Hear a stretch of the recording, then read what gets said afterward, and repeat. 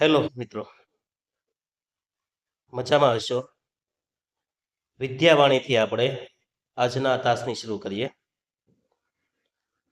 Special તમારા માટે જ છે કે અમને નાખો જિંદગીની આગમાં, આગને પણ ફેરવશો અમે બાગમાં. અમને નાખો આ જિંદગીની આગમાં, આગને પણ ફેરવશો અમે બાગમાં. સર કરશું આખરે સૌ મોરચા, સર કરશું આખરે સૌ મોરચા. મોતને પણ આવવા દો લાગમાં, મોતને પણ આવવા દો લાગમાં. તો બસ આપણે પણ આપણા મોરચા સર કરવાના છે અને આપણા હિતેચ્છુઓને શુભચિંતકોને આપણી મહેનત થકી આપણે જે કંઈ પ્રાપ્ત કર્યું છે એ આપણે બતાવી દેવાનું છે. આપણે આપણું ટાર્ગેટ સર કરવાનું છે. सरफरोशी की तमन्ना अब हमारे दिल में है, देखना है जोर कितना बाजू ये कातिल में है. બસ વતન પ્રેમની જેમ અભ્યાસ પ્રેમ સતત શરૂ રાખો. અને જોઈએ હવે આજે આપણે આજનો આપણો ટોપિક સમાજશાસ્ત્ર પ્રકરણ નંબર 3 સામાજિક સંસ્થાઓ.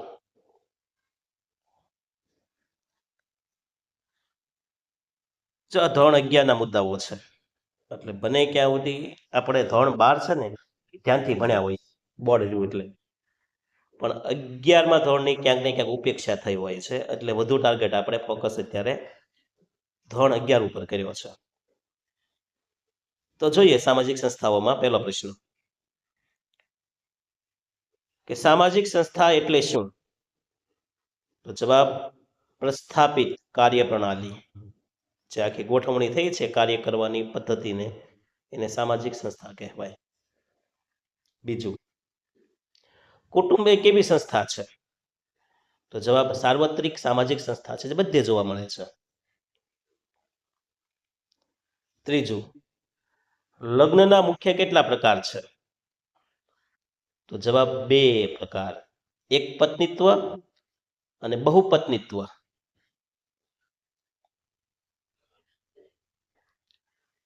એ જ રીતના એક પતિત્વ અને બહુપતિત્વ.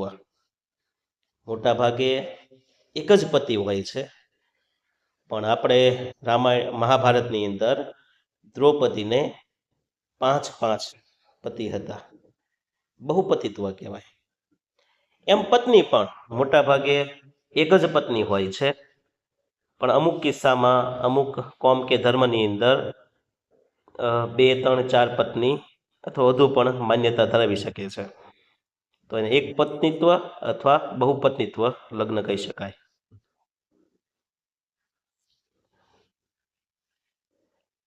તો એમાંય પ્રકાર પડ્યા. બહુપતિત્વ છે ને, તો એમાંય તે ભાતૃ બહુપતિત્વ, ઓલા ઘણા બધા એક જ સ્ત્રી હોય ને પતિ ઘણા બધા હોય, પણ બધા સગા ભાઈ હોય, તો એ બહુપતિત્વ થયા. પણ ભાતૃત્વ ઘણી વખત એવું હોય કે પત્ની એક, એના પતિ પાછા 3-4, અને એ સગા ભાઈ ન હોય, અલગ અલગ હોય, તો એને અભાતૃ કહી શકાય. કેવા કહેવાય? અભાતૃ.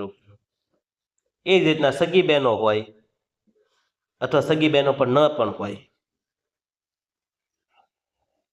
ચોથું, કયા પ્રકારના કુટુંબમાં સત્તા માતાના હાથમાં હોય છે? તો જવાબ માતૃસત્તાક કુટુંબ, જે દ્રવિડોમાં જોવા મળતી. ક્યાં જોવા મળતી? દ્રવિડોમાં.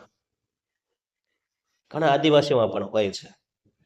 કેટલીક વાર આપણે જોઈએ તો બાળકના નામની પાછળ માતાનું નામ પણ લાગેલું હોય છે, નિર્દેશ કરે છે. પાંચમું, સંયુક્ત કુટુંબમાં સામાન્ય રીતે કેટલી પેઢીના સભ્યો સાથે રહે છે? સંયુક્ત કુટુંબ હોય ને એમાં 3 પેઢી સાથે રહેતી હોય, દાદા, દીકરો અને પૌત્ર, 3 પેઢી અથવા વધુ પણ હોઈ શકે. વિભક્ત કુટુંબ કોને કહેવાય? તો કે જેમાં પતિ પત્ની તેમના અપરિણિત બાળકો હોય. અમે બેન, અમારા બે. જો પરણેલા હોય ને તો એ 3 પેઢી થઈ જાય, એટલે પતિ પત્ની એના જે બાળકો હોય ને અપરિણિત હોવા જોઈએ, 2 પેઢી સાથે રહે, ત્રીજી પેઢી ન થવી જોઈએ. સાતમું, લગ્નનો મુખ્ય હેતુ શું છે? તો જવાબ પ્રજોત્પત્તિ, બાળકોનું સર્જન કરવું અને જાતિ સંતોષ મેળવવો. આઠમું, પિતૃસત્તા કુટુંબમાં વારસો કોના નામે ચાલે છે? જવાબ પિતાના નામે. 9મું, શિક્ષા એ કેવી પ્રક્રિયા છે? તો આજીવન ચાલતી પ્રક્રિયા. 10મું, ધર્મનો અભ્યાસ કરતા શાસ્ત્રને શું કહેવાય? તેનો જવાબ ધર્મશાસ્ત્ર. 11મું, મેકાઇવરના મતે કુટુંબના કાર્યો કયા છે? તો એનો જવાબ જૈવિક અને સામાજિક. 12મું, જ્ઞાતિ એ કેવું જૂથ છે? તો જ્ઞાતિ અર્પિત જૂથ છે ભાઈ, એ પ્રાપ્ત ન કરી શકાય, એ જન્મની સાથે મળી જાય. તો જન્મની સાથે મળે અર્પિત, પ્રાપ્ત કરો એ પ્રાપ્ત જૂથ. 13મું, કઈ સંસ્થા આર્થિક પ્રવૃત્તિ નિયમન કરે છે? તો જવાબ અર્થવ્યવસ્થા. 14મું, લોકશાહીમાં સર્વોચ્ચ સત્તા કોની પાસે હોય છે? તો પ્રજા પાસે. લોકોથી, લોકો માટે અને લોકો વડે ચાલતું શાસન. 15, રાજ્યના મુખ્ય કેટલા તત્વો છે? તો રાજ્ય હોયના 4 તત્વો: વસ્તી, ભૂભાગ, સરકાર અને સાર્વભૌમત્વ. 16, શિક્ષણનો મુખ્ય ધ્યેય શું છે? તો જવાબ વ્યક્તિનો વિકાસ.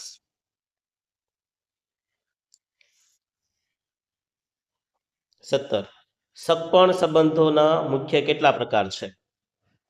સગપણ હોય ને 2 પ્રકારના હોય છે. લોહીના સંબંધો હોય અને લગ્ન સંબંધો હોય. જેમ કે માતા પિતા, સગા ભાઈ બહેન, આપણા મમ્મીના પપ્પા, મમ્મીના મમ્મી, આ બધા લોહીના સંબંધ કહેવાય.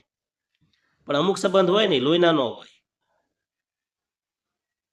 અમુક આપણે લગ્ન કરીએ પછી સંબંધ આવે છે, જેમ કે સાસુ સસરા, એ લગ્ન પછી હોય.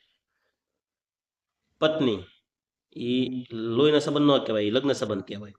સાળી, સાળો, સાઢુભાઈ, કાકાજી સસરા, મામાજી સસરા, તો આ જે કાંઈ છે એ બધા કયા છે? લગ્ન સંબંધો છે. 18મું, એન્ડોગેમી એટલે શું? તો જૂથની અંદર લગ્ન કરવા એને એન્ડોગેમી કહેવાય. 19મું, એક્સોગેમી એટલે શું? જૂથની બહાર લગ્ન કરવા તેને શું કહેવાય? એક્સોગેમી. 20મું, ધર્મમાં પવિત્ર અને અપવિત્રનો ખ્યાલ કોણે આપ્યો? જવાબ ઇમિલ દુર્ખીમ. 21મું, ખાનગી મિલકત એ કઈ આર્થિક વ્યવસ્થાનું લક્ષણ છે? એનો જવાબ મૂડીવાદ. 22, રાજ્યનું અનિવાર્ય લક્ષણ કયું છે? તો જવાબ સાર્વભૌમત્વ. 23, સંસ્કૃતિનું હસ્તાંતરણ કોના દ્વારા થાય છે? જવાબ શિક્ષણ દ્વારા. હસ્તાંતરણ એટલે હું એક પેઢીમાંથી બીજી પેઢીમાં જવું, તો એ સારામાં સારું કામ તો શિક્ષણ કરે છે. 24, પિતાના ભાઈને શું કહેવાય? તો કાકા કહેવાય, પણ પિતૃપક્ષનો સગપણ કહેવાય. માતાના ભાઈને શું કહેવાય? મામા, માતૃપક્ષનું સગપણ કહેવાય. કયા લગ્નમાં સ્ત્રીને એક કરતાં વધુ પતિ હોય છે? તો બહુપતિ પ્રથા, જે આપણે 5 પાંડવ કહી શકાય, દ્રૌપદી. મૂર્તિ પૂજા એ ધર્મનું કયું પાસું છે? તેનો જવાબ બાહ્ય પાસું. 28મું, આધુનિક સમયમાં કુટુંબનું કયું સ્વરૂપ વધતું જાય છે? તો વિભક્ત કુટુંબ. હવે કુટુંબ બધા નાના થાય, સ્વાર્થી થઈ ગયા છે, અમે બે અને અમારા બે. આપણા વડીલો હતા એ 2, 3, 4 પેઢી સાથે રહેતા હતા, અને આજે 2 સગા ભાઈ સાથે રહી શકતા નથી. ભારતીય સંસ્કૃતિ એ રુદ્રાક્ષની સંસ્કૃતિ કહેવાય, અને અન્ય સંસ્કૃતિ દ્રાક્ષની સંસ્કૃતિ કહેવાય છે. આપણી સંસ્કૃતિમાં હજી પણ વસુધૈવ કુટુંબકમ, અમે એક જ ડાળના પંખી, આ હજી ભાવના વ્યક્ત કરીએ છીએ આપણે, સાથે રહેવાનું. અને મન દુઃખ થાય તો એ તો 2 ભાણા હોય ફફડે, પણ રહેવાનું સાથે. કડવા હોય તે લીમડા, શીતળ એની સાય, બાંધવ હોય ભલે બોલડા, પણ મીઠી એની ચાય. ભલે 2 ભાઈ બોલતા ન હોય, પણ હંમેશા પ્રેમ તો એટલો રહે જ તે. 29મું, શિક્ષણના 2 પ્રકાર કયા છે? તો જવાબ ઔપચારિક અને અનૌપચારિક. કાયદા નિયમ સાથે શીખવાડે એ ઔપચારિક.